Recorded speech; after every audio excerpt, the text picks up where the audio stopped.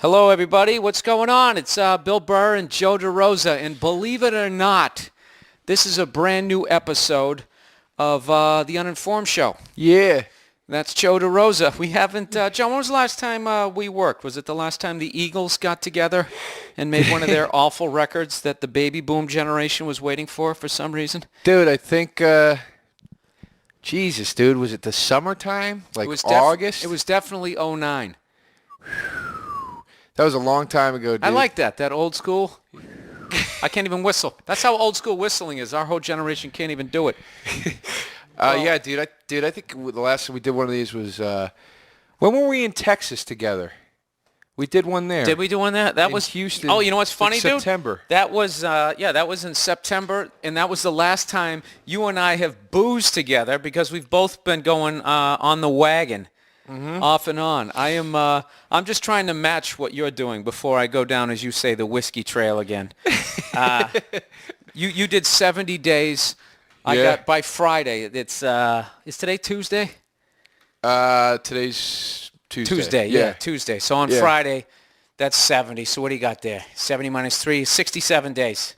But you're doing it like with your eyes closed, dude. You don't seem like it's bothering you at all. I got to be honest with you. I love I like being sober up until every once in a while. You know what kills me, Joe, is those fucking motherfucking commercials with it when they pour I'm a big beer glass guy. It's because I grew up watching those light beer from Miller commercials, and they used to have these big things. They're not called goblets. I don't know. They were these big, like you conquered a country glass. The glass itself weighed as much as beer, a full glass of beer today. So I used to always see those. I wanted to drink before I even knew what it was. So every once in a while when I just see them pour the beer, or if you just go by, like I was in a sports bar and they have those beer glasses where you can have like 3 beers, and then immediately, Joe, which is why I'm trying not to drink, is it's not like I go, oh, I want one of those. I think, how many of those do you think I can drink? I bet I could do 4. And it becomes like this thing like, what do they hold, 3 beers? That's 12. I can do that. 1 an hour for the next 4 hours, no problem. Last night, dude. Yeah, now this is just to let you guys know, I'm actually in New York right now, and sitting in Joe DeRosa's apartment, and so last night Joe goes, "Hey, Bill, you're doing the wonderful Opie and Anthony program with little Jimmy Norton. Mm-hmm. Why don't you sleep in the bed, leave the sheet out with a fucking pillow?" Dude, we really are like fucking Walter Matthau and what's Jack Lemmon. So I go to leave this shit out there. I woke up this morning, and he said he was going to be home late. So I'm thinking he's either boozing or getting some pussy or both. And I fucking got up at, like 7 this morning, and you weren't home. And I was actually concerned. Yeah, I know. I got a text from you around 11 that said, "Are you alive?" Because, Joe, there's something about you. You're physical. You don't have the ability to fight off an attacker. I don't. I just pictured you laying face down in the gutter. I absolutely don't. One nostril in the puddle, the other out. Yeah. Barely staying alive. Be worse than a street. It'd be more pathetic than even a street dog. It'd be like I'd get totally caught up in like a misery situation where some chick would bring me back to her house and tie me up, and I wouldn't be able to get away. Oh, absolutely. Yeah, you forgot the safe word. You know what's funny about your pictures? All your pictures, your family photos and your friend photos, that just says, all of that says tragic death. Those are the photos you see on the news. He's got one of him at a Halloween party with his friends. He's dressed as Clark Kent with his shirt open with the super thing. He's got the classic Sears Roebuck picture of his parents, and then there's something else of you as a child on a camping trip. That's like after they find your dead body, like the wrap-up of Joe's life. This is him as a kid. These are the people who married him. And this is the fun he had before it all tragically ended. That's from Sesame Place, that one of me as a kid. I don't like how you said that like everybody knows what it is. Everybody doesn't, but I do. Oh, so last night I go out. I'm going to just make it an easy night. I'm not going to go nuts. Now, what did you plan on drinking? Like a whiskey or 2. That's all I planned on having. I deserve it, Bill. I work hard. Yeah, why not? So I go down to do my show. They give you a drink ticket. So I'm like, all right, that's perfect. One free drink. And that one doesn't count because you didn't have to pay for that one. Yeah. There you go. So, and we're off. Yeah, then my buddy Liam comes over, right? Right off the bat, he's like, "Anybody want a drink?" It's my show. I'll buy you all a drink. He gets me a whiskey. Then I got my ticket, so I use that. I get a whiskey. I'm like, all right, I got to go. Then I get a call from my friends at Comics because they're having some post-award show party. They're like, come over here. And what do friends mean? Drinking buddies? Yeah, bad influences. There you go. I show up. I go, excuse me. I show up and immediately they go, want a beer? Here you go. Hand me a Hoegaarden. That goes. Now, wait a minute. You haven't paid for shit yet. So right now, it's funny right now, this is all a fantasy to most of our listeners. Well, it gets better, dude. Okay. I down the fucking Hoegaarden, right? Like, this it goes all down sounds like so water, delicious. right? Then I order a Jack on the Rocks. We go to this bar, right? And but I know the bartender at this other bar, right? So I go in, I order a Jack on the Rocks. I know the guy, so it's on the arm.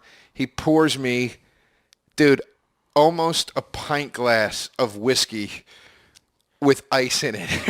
Right? Wow. So I was like, dude, you're out of your mind. I drank half of it, and I gave the other half away. I was like, I can't. I'll get sick.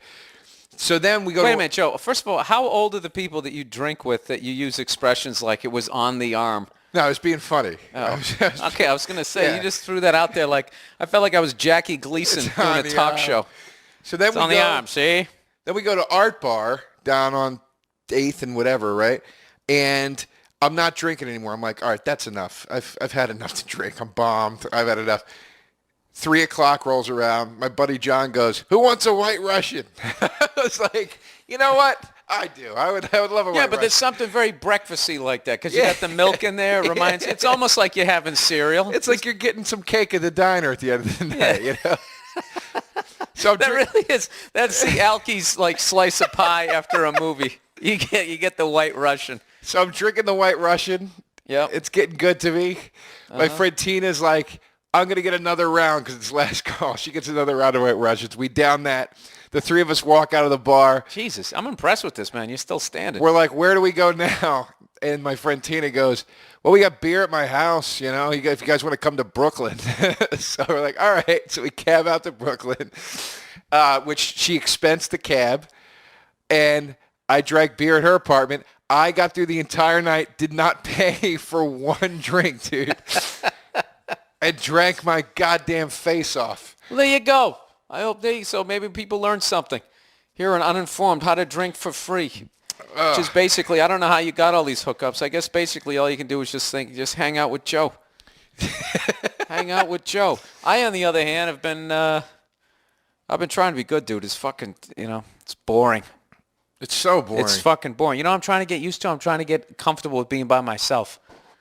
And not have to fucking text somebody who is, and, or other friends or anything. Just, seriously, just fucking trying to be by myself. I mean, that's why I booze.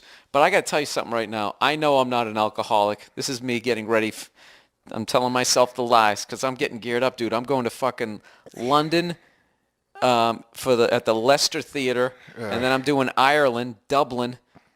Let me hype some dates here. The Sugar Club, and then I'm doing Glasgow, Scotland. And if you that would be like, I don't know what that'd be like. It'd be like going to Africa, not getting fucking hijacked because they think you own a farm. I mean, you got to do what people do out there. Let's go to Disney World, but we're not allowed to go on Space Mountain the whole time. Like, no fucking way, dude. That's it.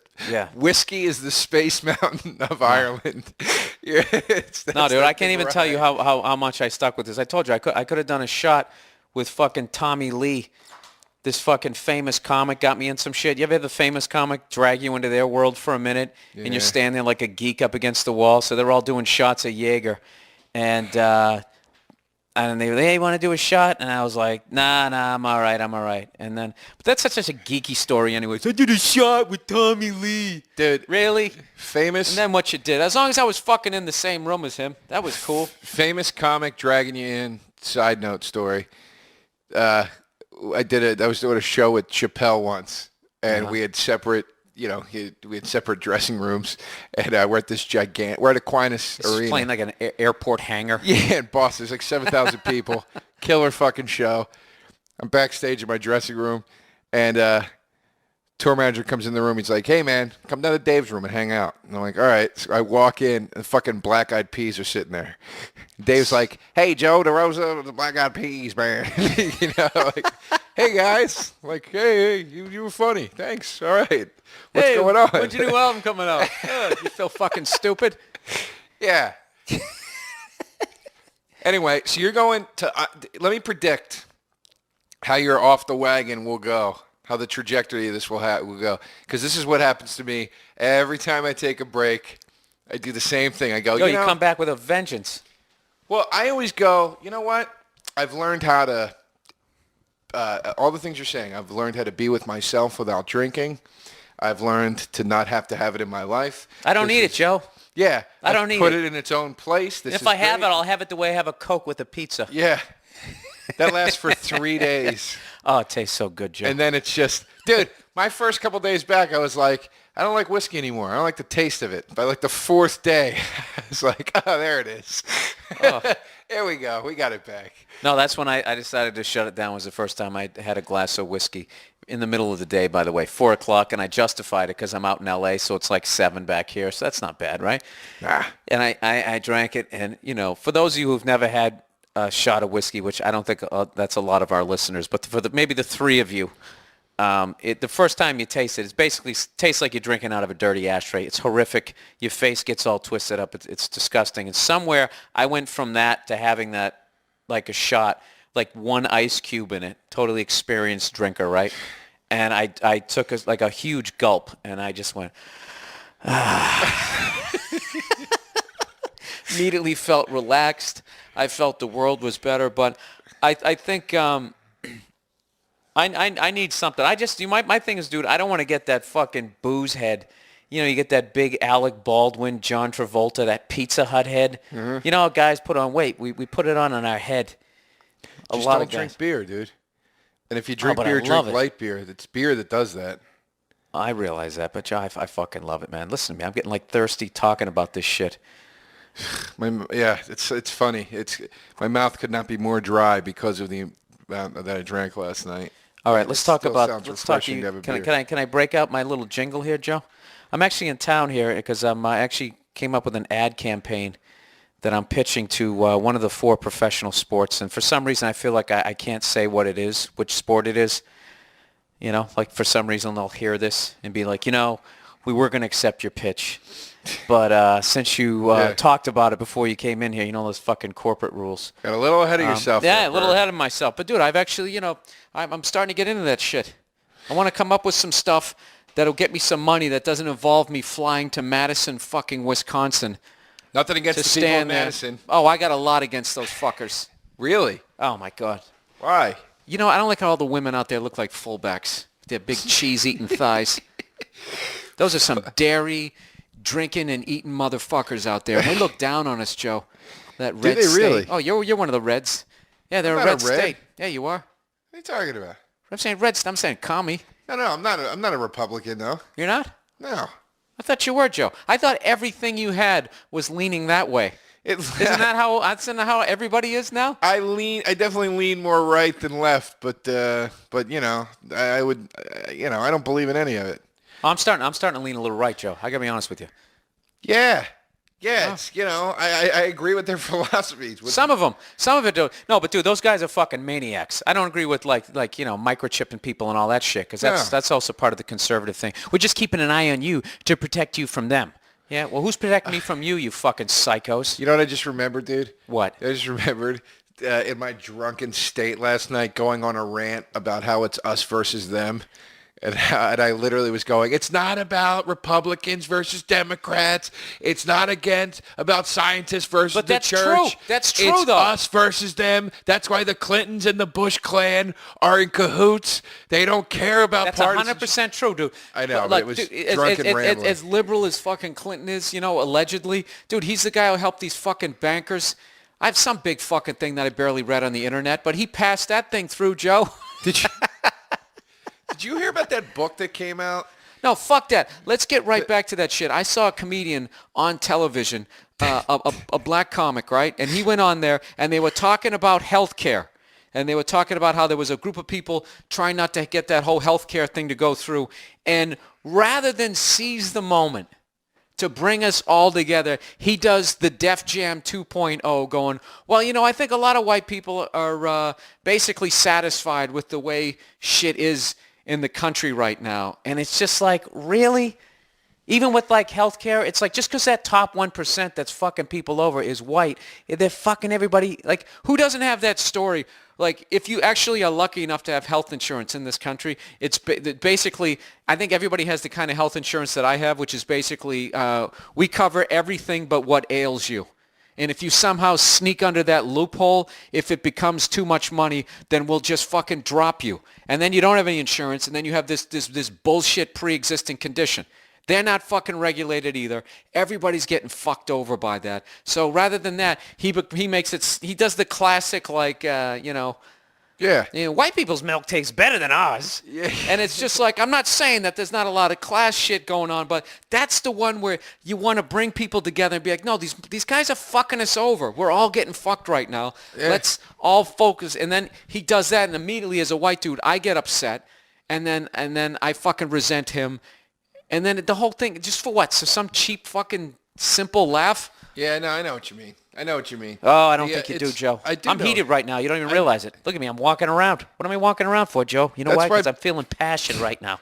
Bill, that's why I don't vote. I don't get involved. I don't do anything. People say it's apathetic. I don't think it's apathetic, Bill. I think it is apathetic. What you should do is you should go out and vote for those guys that people say is a waste of a vote, like a Ron Paul, to encourage more guys like that to run. And even if it doesn't fucking do anything, at the end of the fucking day, at least you can feel like I didn't vote for either one of these two stooges that they had running. Dude, right. Neither one of these fucking guys. Look at Obama. You're thinking, okay, we got the fucking liberal dude in there. And what is he doing? He's increasing the troops in Afghanistan. He's doing the exact fucking thing that you would think the other side would do. It's the same shit. I said it on this show a year ago. It's exactly what I was saying. It's my whole point about, and I know you subscribe to this too. There is an ownership class that says we will do what needs to be done. Yeah, we are not pulling out of Iraq. We need oil. This is how it works. We're making too much fucking money. Dude, this is how it goes. It goes banks, corporations, and then politicians. Dude, bankers didn't show up because it was foggy. Yeah. They didn't show up to meet the president. Yeah. President wants to meet you. Hey, we were going to come. It's a little foggy. How about we do a phoner? Yeah, dude. Like some lazy headliner that knows he's not going to sell any tickets. And as I've said before, certain guys will get in. They put the face man in charge that they think is best for public at the time. Dude, exactly. And in the spirit of this show, Joe, how much of this shit have you actually even read about? Some of it. Yeah, I haven't really read anything. A little bit. But I'm telling you, dude, it makes sense. Think about when Bush went into office, right? What is this called, Joe? Going with your gut? It's instincts. Going with my instincts. There you go. Yeah, insight. Is that how you cover your complete lack of reading? That's what I do. Yeah, I have insight. I don't need it. I'm sharp. Fucking Common look sense. at the guy. Think about this, dude. Think about when W. Bush went into office, and there was that whole scandal about stealing the votes and all that bullshit that happened in Florida, the miscount, whatever the fuck it was.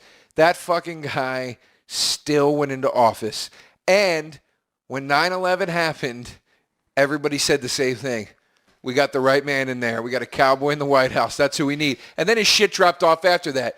But what needed to be done, that man was there to do it. Now, but they never did it, dude. What needed to be done is if what they said, which I'm believing, because I don't work at the fucking Pentagon. I don't know what happened. But if you tell me Osama bin Laden did it, go fucking get the guy. Go get the guy and stop telling me that the world's a big place. He's the fucking, he's the carrot, Joe. But I'm going deep now, Joe. He's the carrot they're dangling in front of us. Osama bin Laden wasn't what needed to be done. What needed to be done was finish the work your father started 8 years ago and go the fuck back into Iraq. And what are you going to do with that, Joe? Shut this shit Joe, down. the only time an occupation that I've ever seen that it's worked, my limited knowledge of history, is in this country, and we committed genocide. And there was two things going on. Not only did we commit genocide, we didn't want to fucking leave. You go find me 40 Americans who want to fucking live in Iraq. I don't give a shit how many Starbucks they build over there. It's like what they're doing over there. You can't do it, dude.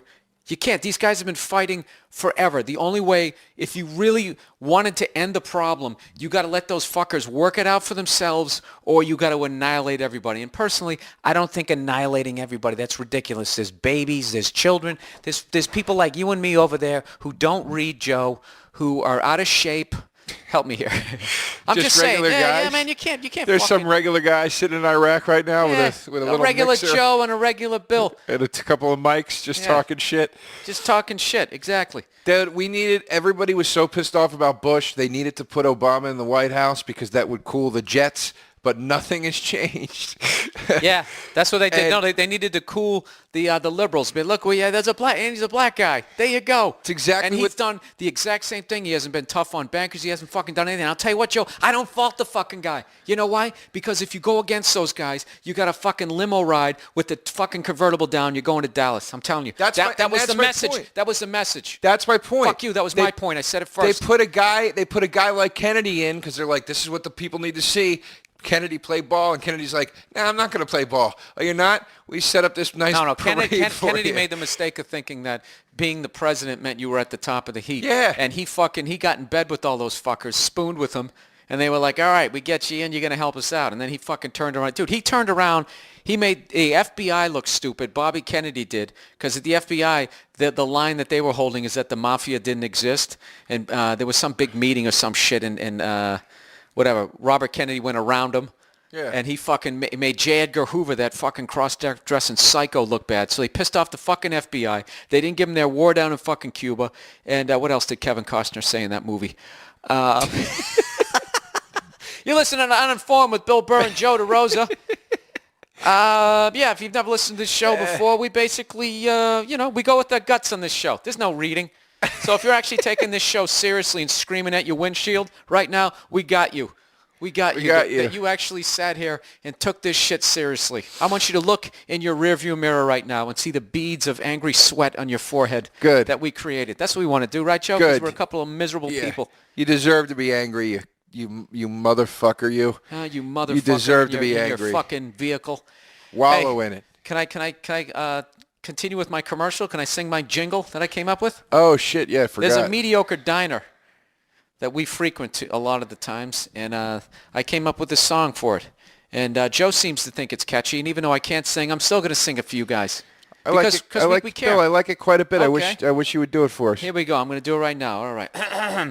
The West Way isn't the best way, but if you want okay, that's what our food is.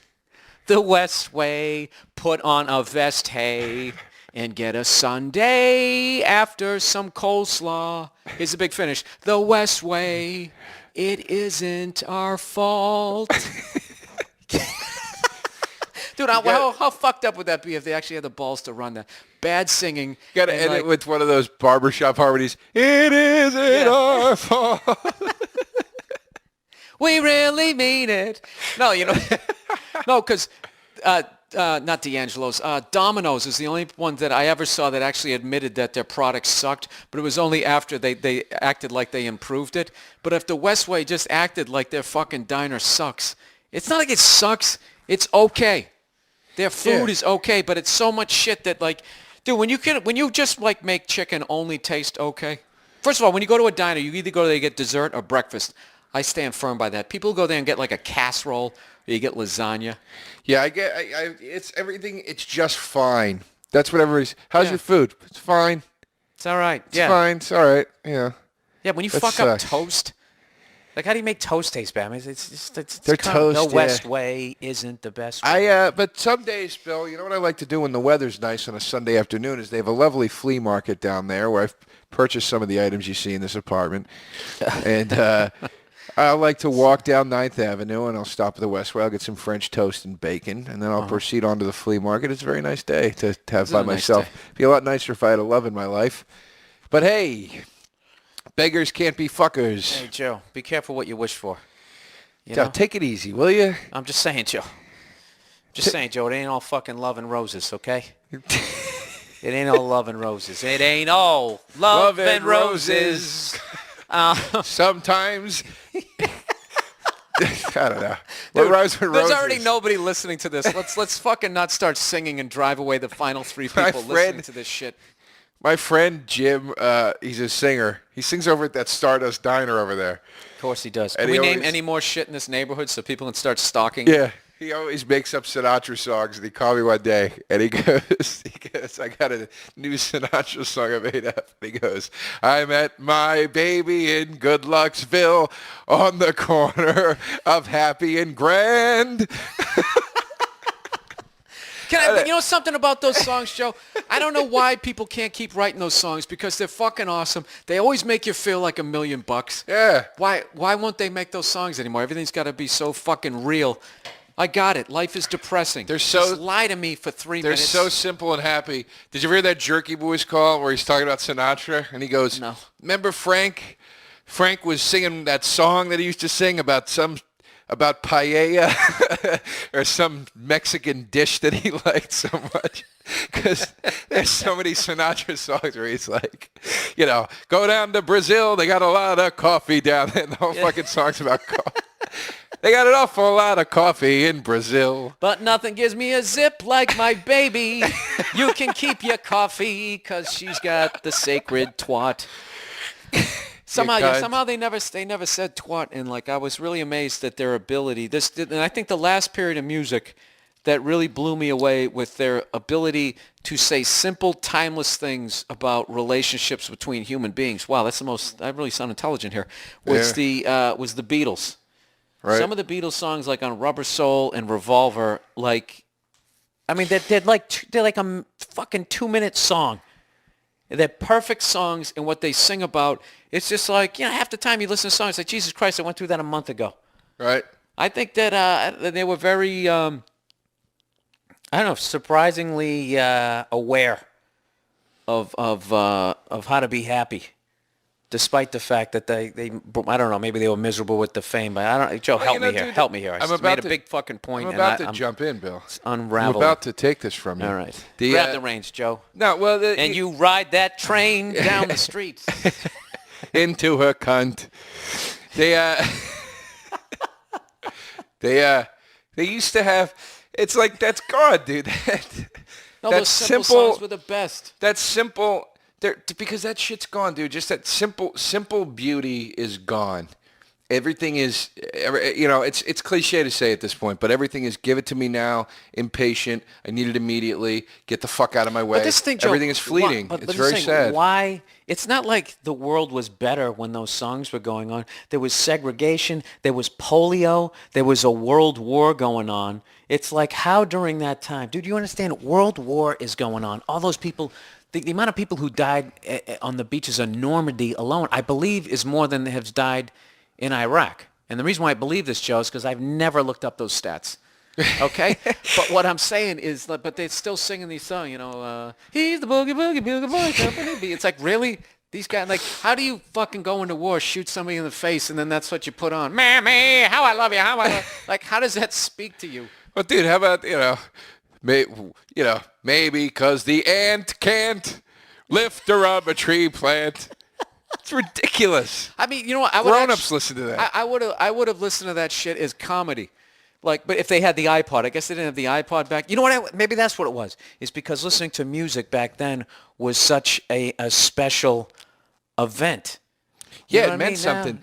That's the problem. Nothing means anything anymore. You had to pay for it. And you know what, dude? You don't have time to be poignant anymore. You don't have time to be endearing. You don't have time to be touching. Joe, have you listened to us for the last hour? We have nothing to say. Everything's got to be like this. Dude, the 1 minute that any celebrity gets to try to be heartwarming is if they win an award and get to give a thank you speech. And even then they're like, let's fucking start playing the music. Yeah. They start playing the wrap it up music. Yeah, nobody wants to sit and listen anymore. Everybody wants something immediately. Joe, it's a shame. If you ever win an Oscar for Best Director of a Short Film, I've already thought about this. Called Shooting Angles, are you going to prepare a speech or are you going to go up there and wing it? And when you're at the after party, you know, and you've opened your cummerbund a little bit, you got your tie hanging there, which one of these fucking famous broads do you want to tag? You know what's so funny, dude? I swear to God, I had this fantasy the other day, like, we get nominated for Best Short and we win. Of course I have. And then we get up and we all make this speech about like, wow, talk about crashing the party. You know, hey, we did it, Mom. You know, like all that shit. You can't bring your mom to the Oscar. The fucking, the Boston boys already did that shit. Yeah. But then Whatever, we go to Joe, the party. My fantasy trailed off. This is how low my self-esteem is. It carries into my fantasies. We go to the party, and nobody talks to us because all we did was win for Best Short. Nobody gives a shit at all. Wow. And we're just sitting in there and like watching all the celebrities, and we're just kind of like, yeah, I don't know what to do. This is weird. Dude, you got to dream bigger. Dude, my little part in the short that we wrote called Shooting Angles that will be at short film festivals around the country, we hope. I've already thought of that little part that I already have booked myself mentally on Inside the Actor's Studio where, you know, most actors get 90 minutes to tell a story. You only had 15 and you didn't seem scared. How do you have such courage as an actor?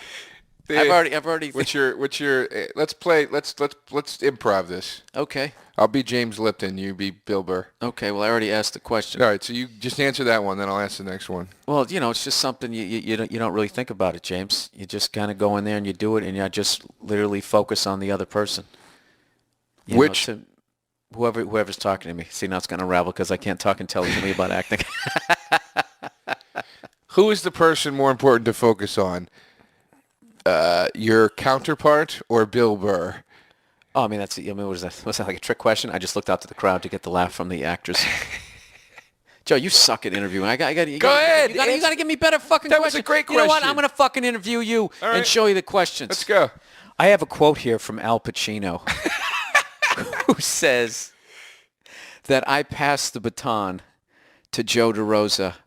He has re-inspired me to work on my craft, and I'm embarrassed to say I haven't worked on it since before Heat.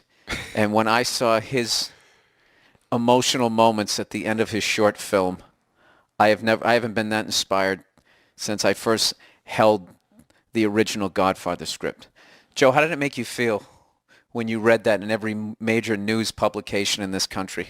See, that's a fucking question. It was like coming home. You know what, Joe? We're both fucking awful. I can ask the questions, you can't answer them. Come on. And you hear that? Let me get into it. Wait, no, wait a second. But But you hear what I just said? I can ask the questions, but you can't answer them, okay?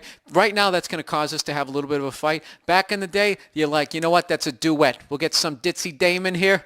I can answer the question, but I don't have the answers. And it'd be the cutest fucking thing ever. Yeah. And she'd be walking around those fucking high heel, those two-tone. Remember they had the two-tone shit? That's another thing that left this country. Remember the two-tone cars? Yeah. The bottom of the top. I got all the questions, but I don't have the answers. But I will stupid fucking whore. Yeah, and all of our stuff, dude, we would be the funniest like Rodgers and Hammerstein because we would come up with the cheesy things and it would always end with some lyric about a twat or a cunt. My other friend Chip calls me frequently and replaces Sinatra songs with the word cunt, and it makes me laugh so fucking hard. It's the most. He's 40 years old, and he calls me, and he's going, "Luck, be a cunt." Or no, he's going, "Cunt, be a lady tonight." Cunt, be a, and it.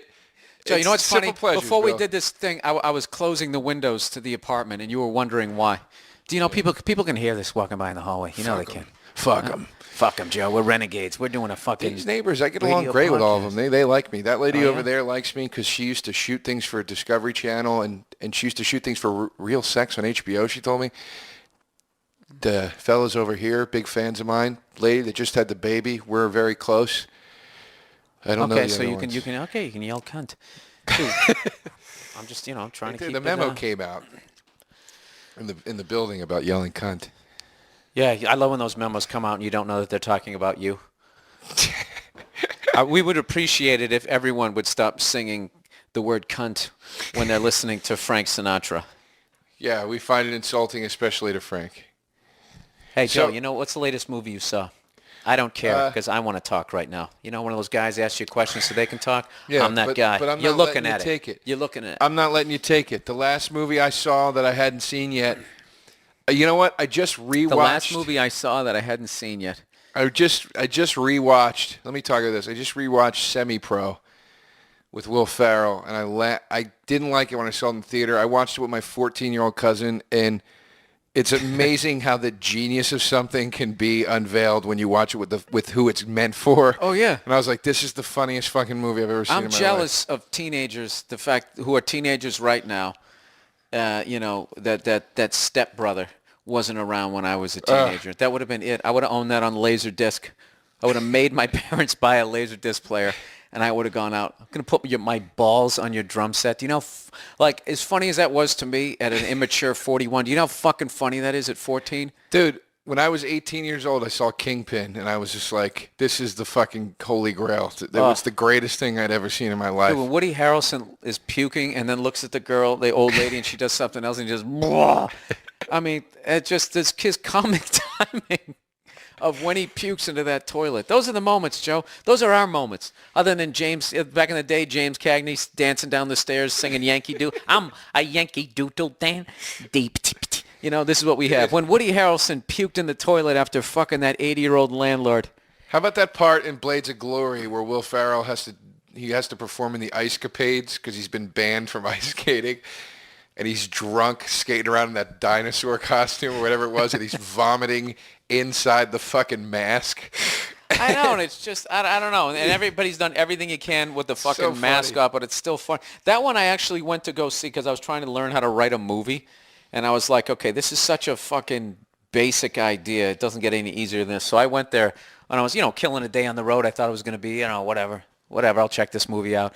And I watched it, and I was like, God damn it, is basic as this movie is, Will Ferrell is still funny in it. He's hilarious. Speaking of which, what happened to Napoleon Dynamite? I think he just made a bunch of crappy movies, and that was it. Yeah, that poor bastard. He needed that. If that character came out after he'd already done 5 other good movies, he would have been nominated for something. But he came out of the gate with that, so that's all you knew. So unless he's going, whatever the fuck he used to say, he said Where's Monroe? What was the name of those T-shirts? I don't know. Vote for Pedro. Where's Monroe? Monroe. He said, I read an interview with him early on, and he said that he's like, I absolutely knew that if this movie blew up, I'd probably be typecast, and I'd never be able to shake this character. I don't care. I'm just happy to get to do something this cool once at least, and whatever happens, happens. I'm all good, and like it's no big deal. And cut, and then he goes and he fucking then he bangs throws his a head fucking on a dresser. cappuccino at his manager's face. But Bill, I believed it when he said.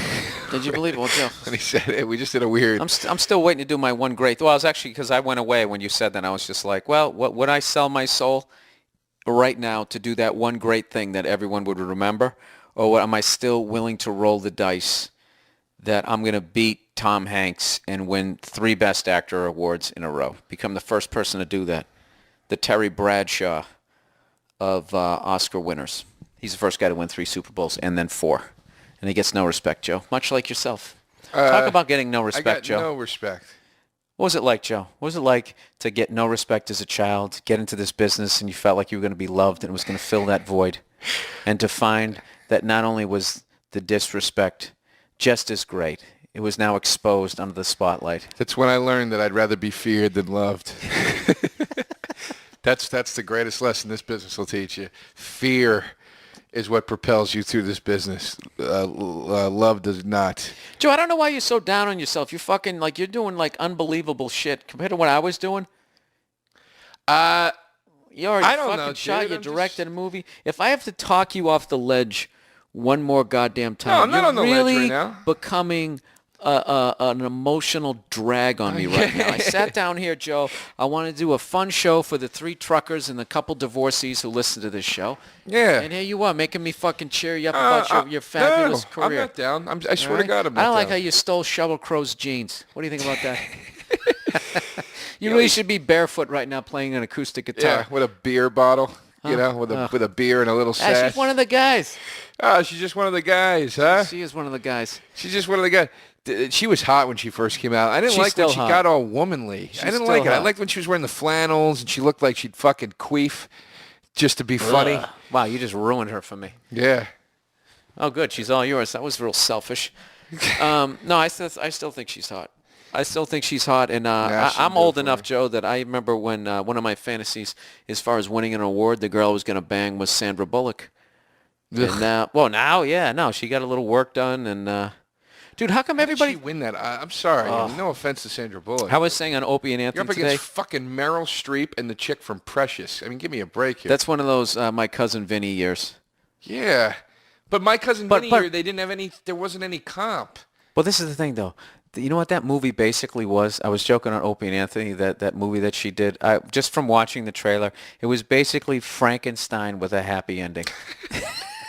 That's what it was. This big fucking man-child that they were worried was going to hurt everyone, and he ends up. But rather than really hurting people, I mean, he did on the gridiron, but it's accepted, you know. And Sandra Bullock, rather than getting thrown into the lake, brought him into the house. Did you see it? No, but I'm guessing the tension was the entire time that they were worried that something bad. How could you how many times can they make that cliched movie? Like, you know what I love about those fucking movies? I love that the fact that that dude is in that situation is because of white people, but somehow white people write the movie and we still end up being the fucking hero. Yeah, it's bullshit, dude. It's bullshit. It's your goddamn liberal. Just kidding. Yeah, it's bullshit. It's bullshit. I thought. Oh, I didn't see the Hurt Locker, so I can't even say whether I thought it should have won or not. I didn't. I finally saw Crazy Heart because I was like, I want to. I hate country music, so I didn't want to watch it. But we ended up getting a free copy, so I fucking popped it in there. How great was Jeff Daniels' acceptance speech? Jeff Daniels? Or Jeff Bridges? I don't watch that stuff. I bet you were at an Oscar party, weren't you, with all your fucking video playing? Yeah, I was at an Oscar party. I was there for the booze, Bill. Oh, you're there for the, give me the booze. The Oscars were just on in the background.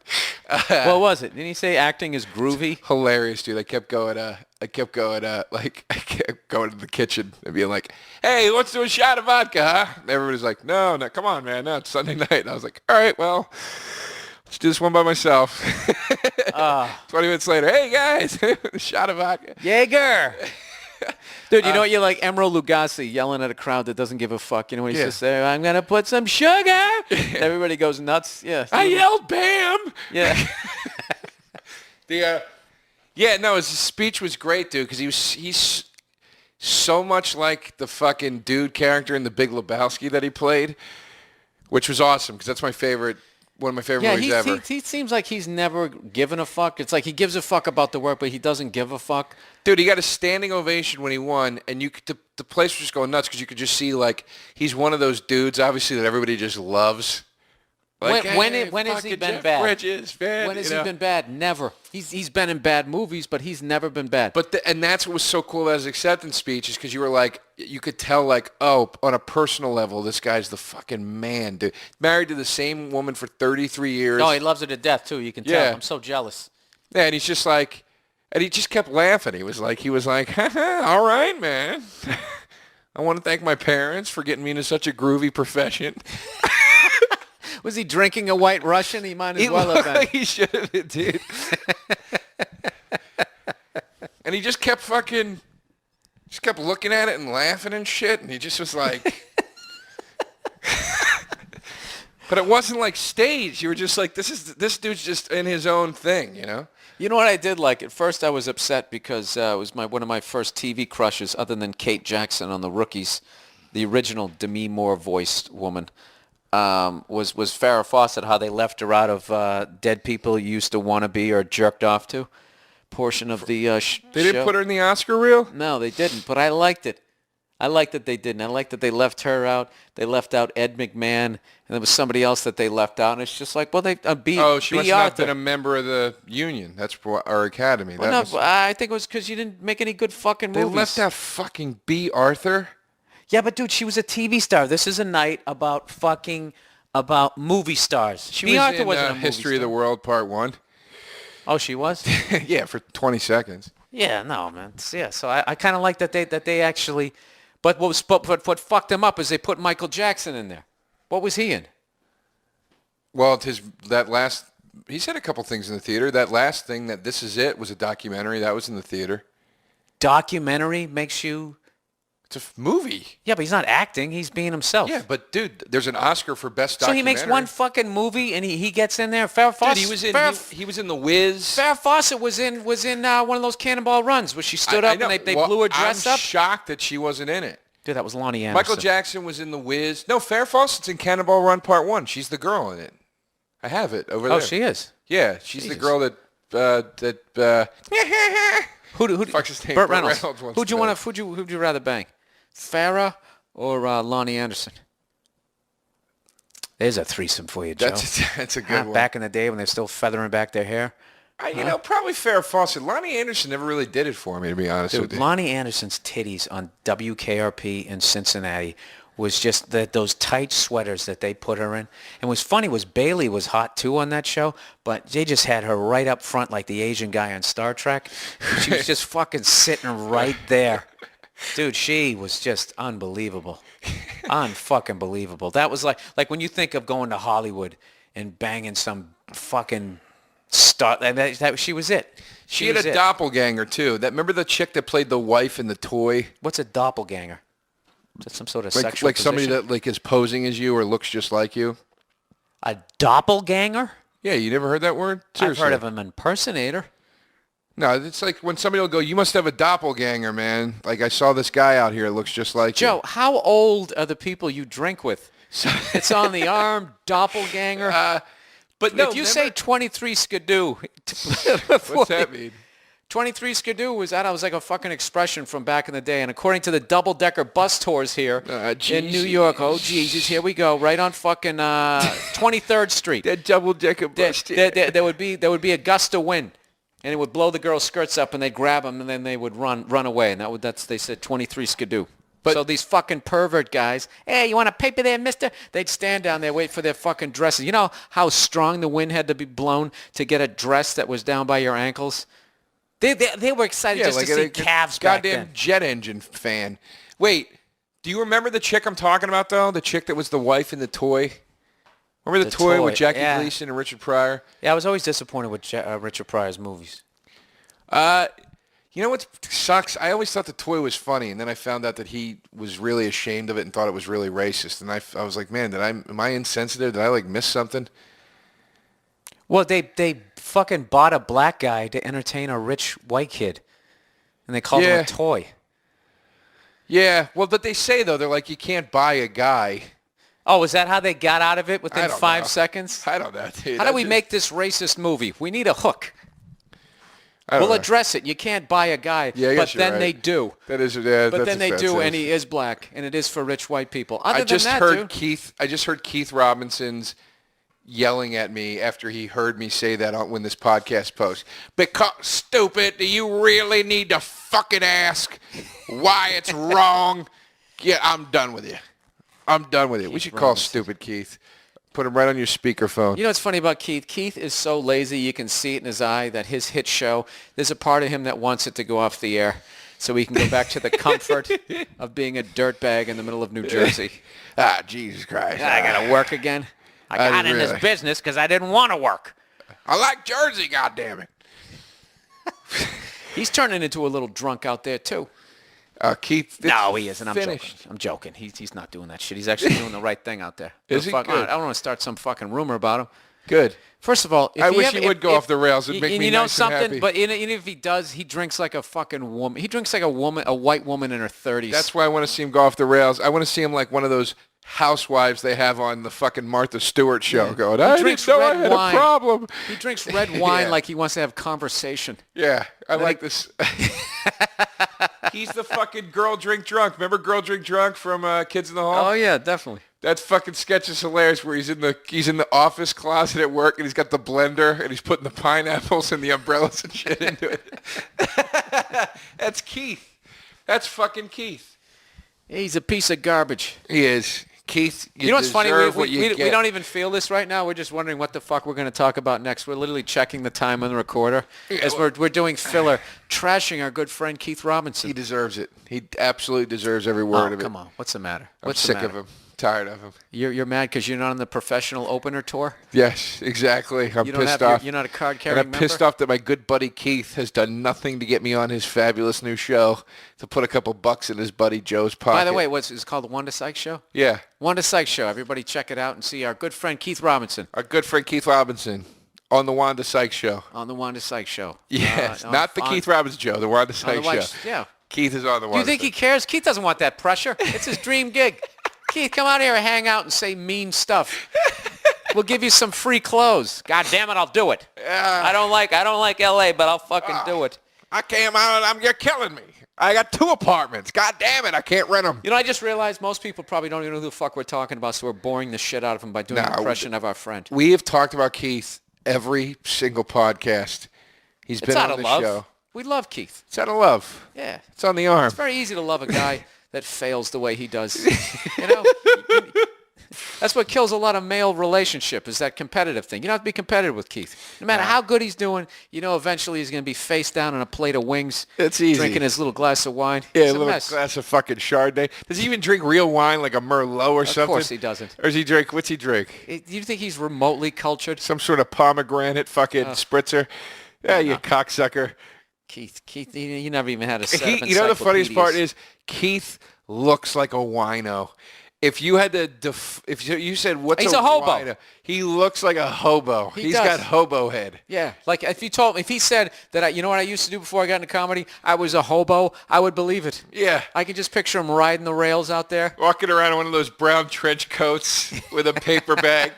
Hey, everybody loves somebody somehow.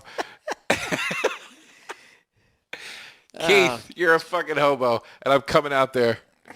I'm coming out there to make sure to do something. To do nothing. Yeah, you're not going to do anything. You're going to show up. You're going to give him a couple good ones, and he's going to settle in like an old fighter who knows how to eat a few punches, and then he's going to start trashing you. Keith's a bruiser. He's Rocky. He takes a couple of hits on the chin, and then he comes swinging back. TKO in the fucking 12th. The only time you can really get Keith is if he's wearing something so horrific, which he used to do a lot more in the past when he used to fucking wear those really awful sweaters. There were a couple times that I literally saw he ran out of the cellar and went to his car. And he actually had a change of clothes in the car just in case. I'll tell you, dude, he's lightening up because I'll tell you, dude. Every time I talk to him now, something like this happens. I was talking to him the other day, and he said something about, like, he goes, you're going nowhere. Nobody wants you. I go, yeah, Keith, you know why? And he go, I go, what are you up to? And he goes, this is what it was. I said, what are you up to? And he goes, player, just, I'm doing things. When you got to be in 3 different cities in a month's time, you got to be in 3 cities. I got an apartment here, apartment out west, right? And he's really like trying to rub my nose and shit.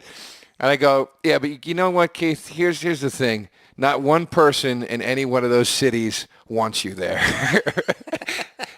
But he goes, God damn it, you make an excellent point. He just taps out. He taps out now. He's satisfied.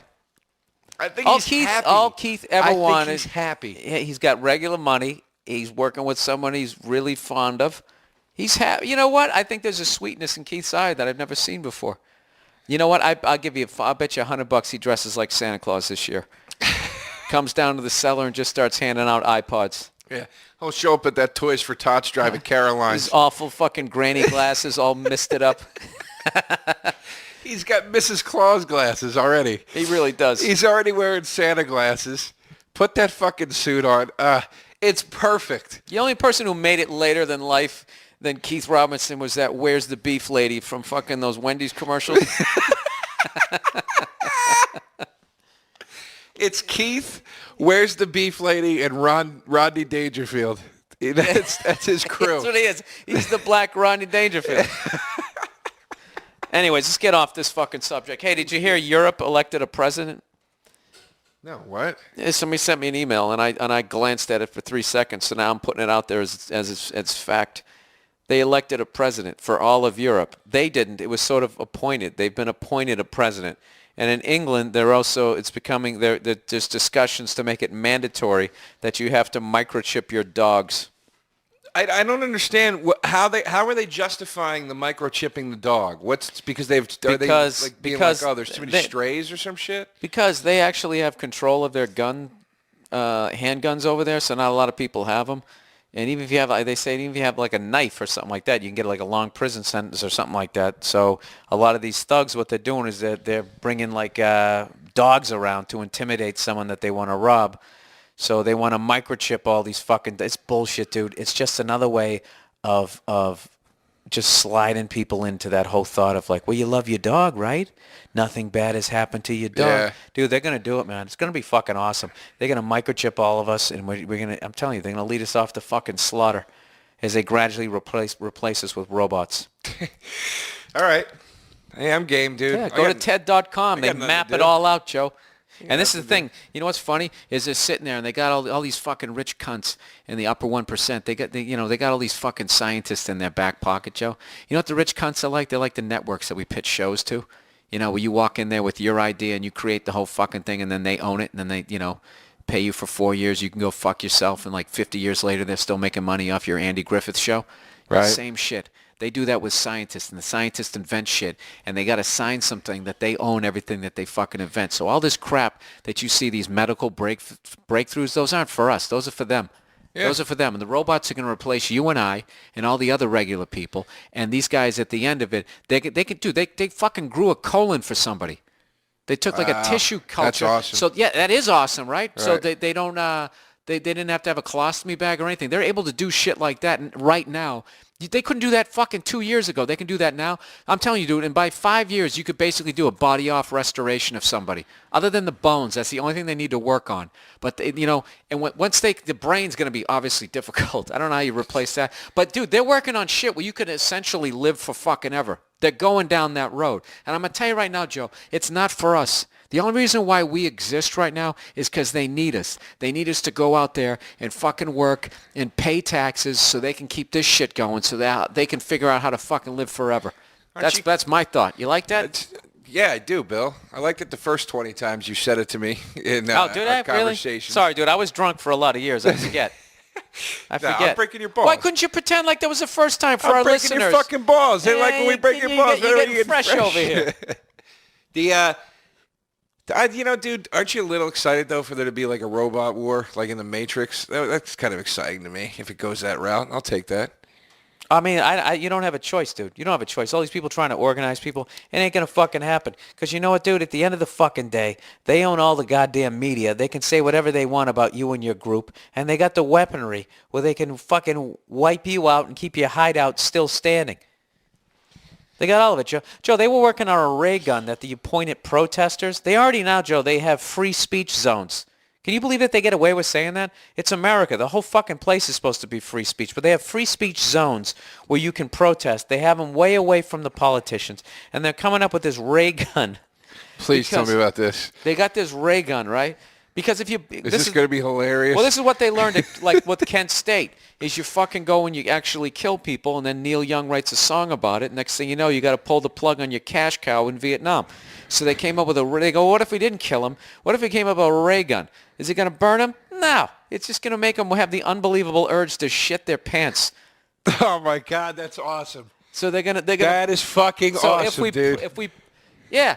Dude, Dick Cheney's, at that point, he's going to be half machine. You know, remember the AT-ATs? Not the AT-ATs. What were those things that they had in Empire Strikes Back, where it was a two-legged thing that ran around with the two fucking ATSTs. ATST. He's gonna be part that. He's gonna be part ATST and part that. Just that'll be his video game. Dude, just pointing a ray gun at us. How bad do you want to get one of those guns? Dude, oh my God. Your pants gun? Oh, that's the greatest thing ever. Well, this is the thing, Joe. You know what's great about you saying that, Joe, is because most people will be like, oh, my God, that's so fucking evil, rather than doing what you're doing, which is saying, like, I mean, the reality, what most people I think are saying is that it's fucking evil because I don't have access to it. But if you had access to that, dude, it's like when the regular douche becomes a bouncer. All of a sudden, he immediately becomes a dick because he has a little bit of power. It doesn't hurt anybody. Who's the first person, Who's shit Joe? Your pants going to hurt? Who's the first person you pointed at? Me? Let me think long and hard about this. Keith Robinson. Keith Robinson? I'd give him a nice shit your pants ray gun shot. I would do it. I would do it to somebody talking loud on his cell phone. That's one of the first. I always want to buy one. Now, of those it's got to be cell somebody phone you know. Give me somebody you know. That's more fun. Bobby. It'd have to be Bobby. When he was, when Norton imitates somebody, dude, what you gotta do here? When he's in the middle of one of those. I shit my pants, man. Yeah, but I think shitting his pants is like something like that wouldn't affect Bobby. There's something about Bobby. I think that, if you saw the squalor that he lived in when I first fucking met that guy, we got to have him on the show. I'm not going to make fun of because we had him on the we've never had him on this fucking show. Okay? And we're always making fun of, like, obviously we're just fucking around, but dude, that dude is fucking hilarious. He's got to come. He has to come on here and one of these times, and I have to talk about the squalor that man lived in. I will tell you this. Whoever I pointed that gun at first. Why are you laying on the couch like a pinup girl in the fucking Korean War? Like I should have a fruit plate right here, like one of those old paintings of the Who Is. You should have some sort of like high heels that have that little piece of fur that goes over the middle part of your foot. You just be sitting there moving your legs back and forth. Whoever I point that gun at first, I want to get that gun and go on Opie and Anthony and point that gun at somebody so I can hear their maniacal, evil fucking laughter as we watch Bobo shit his pants from a fucking ray gun. Oh, yeah, what's his face? Jesus, I think the first private citizen that'll have that will definitely be Anthony. And he would have it as a turret, either on the front of his vehicle or at his house. Yeah, that's great. Oh, that'd be great. God damn it. Dude, next time when I come back here in June, I'm going to hype another gig when I'm working at the Caroline's Comedy Club, June 10th through the 12th. I'll be joining you for that, and you'll correct? be joining me. Yes, you will. That'll be very nice. I want to go shooting with Anthony. He keeps saying you got to go on the weekends. Like, the gun range isn't open during the week. Yeah, let's go over there. See if I want to go there is I really want to see the serious side of Anthony when he has to talk about gun safety. And because no matter how much he's a ball-breaking son of a bitch, but no matter how much he wants to break balls, there's that thing that we could fucking die here. Dude, speaking of that shit. I think he'd still be like, do it if you want. You'll die. I don't give a shit. But, I think he would just be like that. Oh, you think he would be? No, yeah. I think he'd take it seriously. I've never seen the guy take anything seriously in my life. The motherfucker ruined Up in the Air for me because I said, please don't tell me the ending. He tells me the ending on the fucking air, so I can't go see the goddamn movie now. Dude, that movie was not that great. I don't know. I'm a fan of that Jason Reitman guy, and I like Clooney quite a bit. So. No, I liked everybody in it, but just as far as like all the Oscar, I'm saying it was a decent movie, but Oscar nominations? Didn't it have a bunch of comics in it? Wasn't like Patton Oswalt in it, and wasn't he in it? No, I think Zach Galifianakis was. Dude, the amount of directors and people that I make fun of on this show just trying to get a laugh is so stupid. I want to be in those things, and I'm making fun of it, Whatever. It's hilarious. I'll be a sidekick on a talk show like Keith. I know. I had nothing. Yeah, what are you going to do? I had nothing, so I took a shot at him. What are you going to do when this becomes the Uninformed Podcast with Joe DeRosa and Bill Burr? And I'm going, Bill, what do you think? Shut your fucking mouth. When it all shifts, Bill, what's going to happen? When it all shifts. All right, Joe. How long are these episodes? These new ones? They're supposed to be an hour. We're at an hour 2, so I say we hour wrap and 2 it up. minutes. All right, we're going to wrap this up. Did we learn anything on this thing? Can't really say that. That's an Opie and Anthony bit, so don't do that.